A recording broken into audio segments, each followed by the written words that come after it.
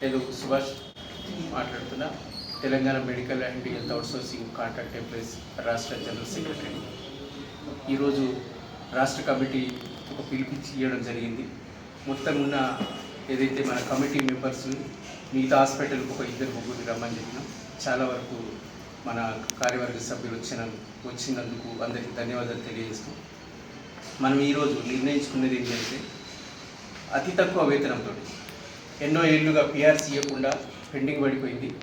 అతి తక్కువ వేతనాలు ఇవ్వడం కానీ, లేకపోతే పనిభారం ఎక్కువ ఉండడం కానీ, ఇలాంటి సమస్యల మీద పోరాటం చేసే దిశగా మనం ఒక కార్యాచరణ రూపొందించుకొని, ఈ నెల కాదు కానీ వచ్చే నెలలో కార్యాచరణ నిర్వహించుకొని మంచి ధర్నా చౌక్లో ఇంతకు ముందు కదా చేసిన ప్రకారం దాదాపు ఒక మన ఎన్ని డిపార్ట్మెంట్లు ఉన్నాయి అన్ని డిపార్ట్మెంట్ నుంచి ఒక 5 నుంచి 6 వేల మంది తోటి ఒక ధర్నా కార్యక్రమం ఏర్పాటు చేసుకునే ఆలోచన చేయడం జరిగింది. అందులో ఇవాళ